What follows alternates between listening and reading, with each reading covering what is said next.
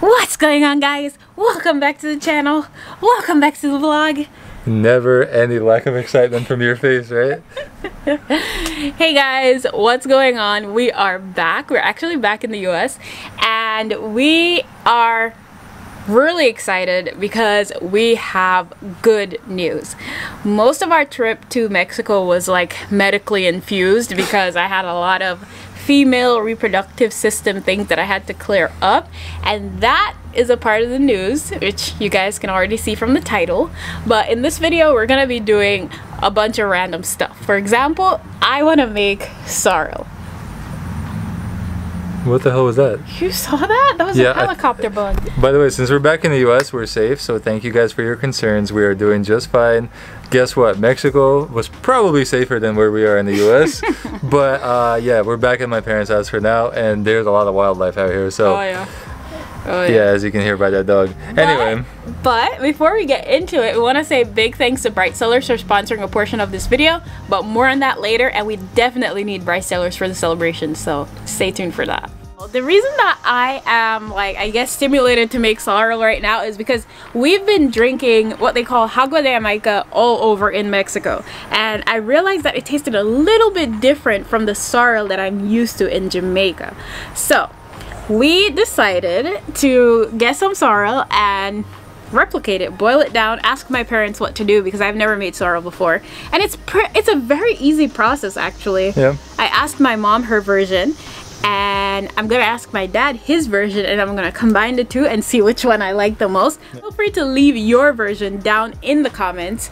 I'd love to see how you guys make this juice, or if you've never heard about it before, let me know as well. Right? Yeah, and we had a lot of it in Mexico too, and Mexicans, we didn't even think that it's the same plant because it tastes so different from the Jamaican version. Yeah. But it's literally called agua de Jamaica, just meaning it's like Jamaica water. Yeah. And well, hibiscus water.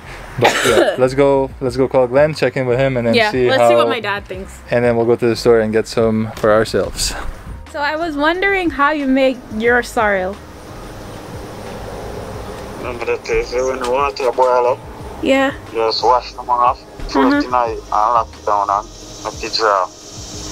Oh, so you don't boil it. You just boil the water, and then when water is like close to boiling or done boiled, then you put them in. No, when it boil, make it boil up.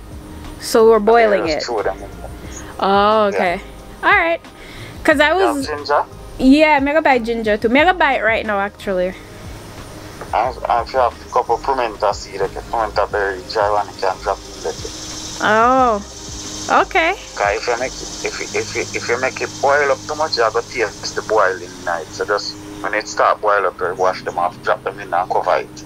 Okay. Alright, and then when you sweeten it? Then you strain it out. When it cool down, you strain it off and sweeten it. Okay. Alright, I'm gonna buy it, so we make you know how it go. Alright. We send some to you by mail.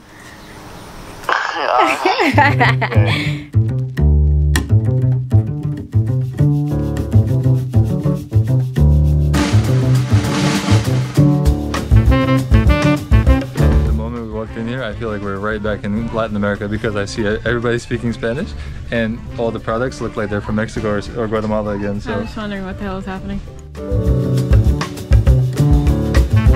So, unfortunately, we got the dry version of sorrel.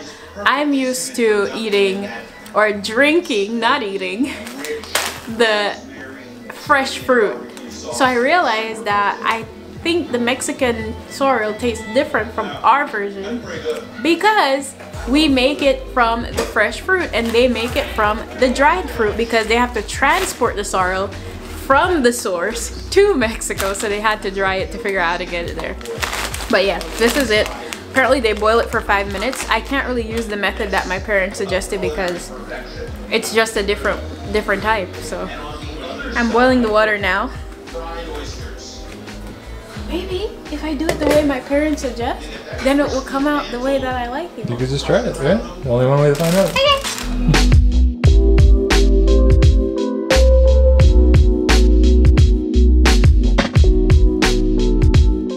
The mission was to get this in here. It smells amazing. It smells like my childhood. But I asked this guy for his help so that his mom doesn't kill me. And then look at this. I'll just do it myself. It wasn't. Hey, stop stepping on it at least. I should have just did it myself.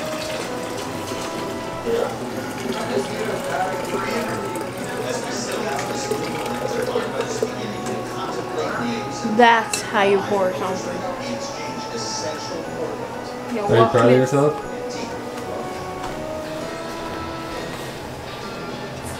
Wow, look at you. You're like working with every hand that you got. Before your mom sees. Special thanks to Bright Cellars for sponsoring today's video. Bright Cellars is a monthly wine subscription service that you gotta try. They pair you with wines that are a perfect match for you. They aim to help break down the stigma attached to wine and exclusivity by helping you learn more about the wine that you're tasting without any social pressure or anxiety. Bright Cellars actually makes it a fun experience to try different wines. The first thing you do when you sign up for their website is take a personalized 7-question quiz, which will allow them to know your preferred taste and send you the best wine bottles. There is a wide variety of wines to choose from, and best of all, it gets delivered directly to your doorstep every month. If you're not an expert at wine, don't worry, neither am I. Bright Cellars made sure to include wine education cards for every bottle so you know what flavor to expect, what to pair it with, and what temperature the wine should be served at. I know that we're excited to try this wine. We'll actually be taking a bottle of Sunshower over to our friend's house, but we're keeping a bottle of Mojave Rain right here for ourselves for a lazy Saturday afternoon over by the pool. Sponsors like Bright Cellars make it possible for us to continue creating content that you love, so by supporting our sponsors, you're essentially supporting us as well. As a special deal, Bright Cellars is giving our followers their first 6-bottle subscription box, usually over $150 for just $70. Click the link in the description box to take the quiz and get started today. Now let's get back to the rest of the video. So it's a few days later, and we did mention that we had good news to share. About the sorrel or what? The sorrel was bomb.com, but we also have good news to share about other aspects of our life that we think are gonna be really, you know, fun for us. So in order to tell you guys that story, I have to give you a backstory. So for the longest time, I have been diagnosed with polycystic ovarian syndrome. And if you don't know what that is, basically I had multiple cysts in my ovary, which would make it almost impossible for me to have a period every month, and in turn it would make it very low possibility that I would be able to get pregnant, because my eggs were not being released every month like the average woman would. So PCOS actually affects a lot of women worldwide, and women of color to be specific, and I just so happen to be so lucky to have it. After 3 years of my diagnosis, I decided that I don't want to go on birth control. I do not want to take hormones. It doesn't really make me feel good in my body. I always felt sick when I tried birth control, so I was like, no, I don't want to do it. I decided if I'm going to solve this issue, we're going to do it the natural way, and I had to change up my diet and started exercising more and eating more fruits and way more vegetables, way more protein, way less carbs. And after 3 years, I did a pelvic sonogram, and I was able to get rid of those cysts in my ovaries. So the time when you guys saw us trying to have a baby, there was no possibility that it was going to happen. Well, technically very low possibility. Very low possibility. And it wasn't because of Simus, it was because of me. So all those people that were saying, oh my God, he can't get her pregnant, stop. No, why would you even say that? Even after I expressed that I have PCOS before. Yeah. So that's what took us to Mexico.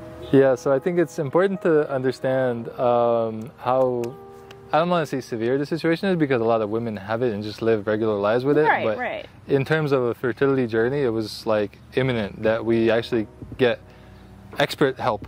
And take care of the problem. Yeah. Right. So the only problem with that was we quit our jobs to travel the world, which means that in the US you can't really see a doctor unless you pay a ridiculous amount of money out of pocket.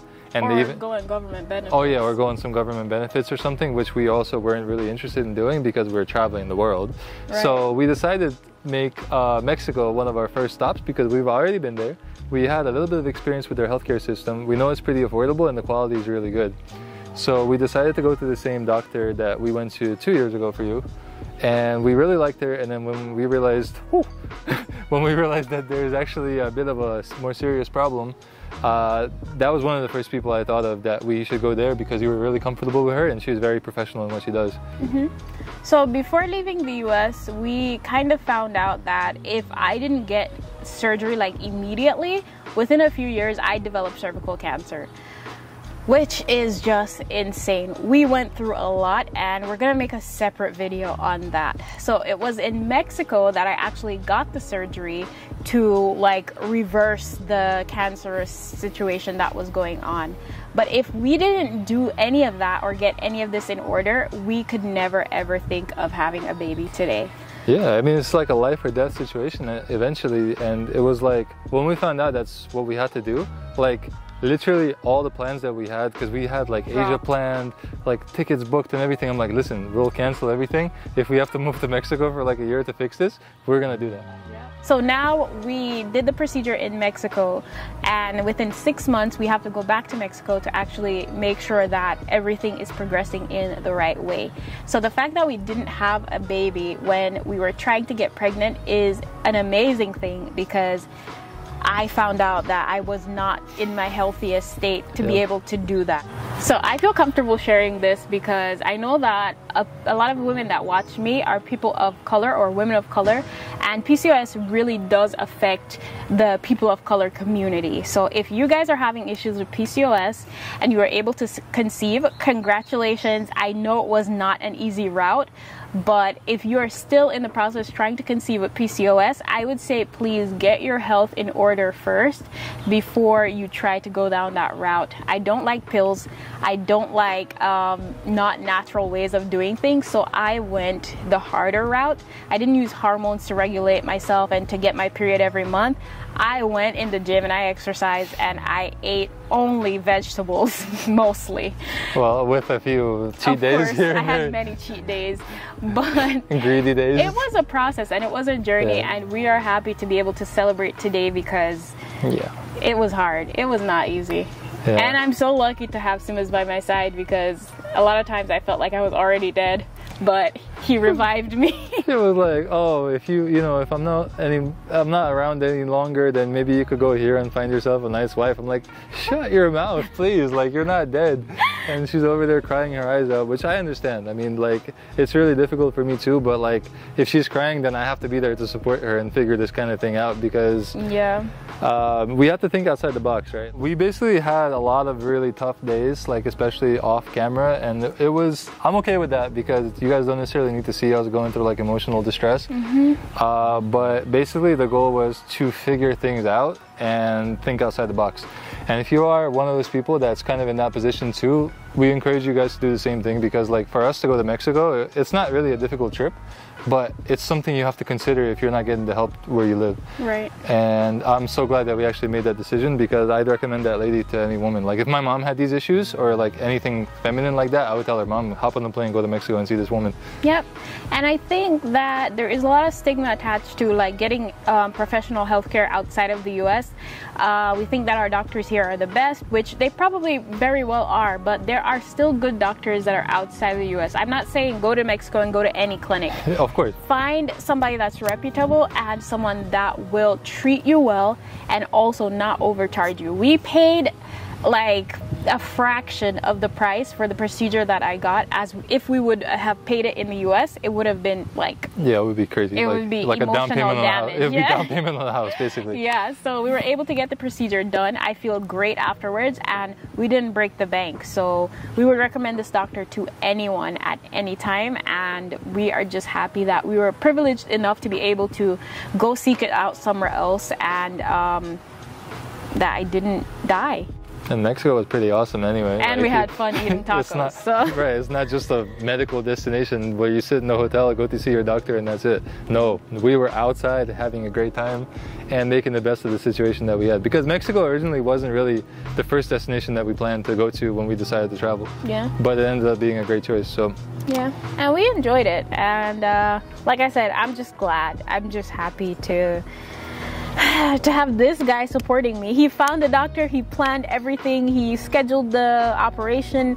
Like, he is incredible, and he also wants to freeze my eggs so we can have kids later on. So you see, I'm going on the right track and setting you up for success in the future, right? Right. Yep. So you're so good to me. Your 28-year-old eggs are better than your like whatever. I'm not 28. I'm 25. You're 25. Okay, you're 25, and 3 eggs are 25 and 3. Anyways, guys, that's it for this one. We are, like I said, we're on cloud 9. We're happy, and we're going to Japan next week, so we're even happier. We're going to explore a new city, new country, and then we're moving on to where? Korea. And then Taiwan. And then Thailand. Yeah. So, and then we're gonna be going to a whole bunch of places in Asia. But we do have one more destination to share with you guys before we actually end up in Asia. We're just kind of making this life update because it's like the best news that we got all year. Yeah, very important to us. Yeah. But yeah, see you guys later.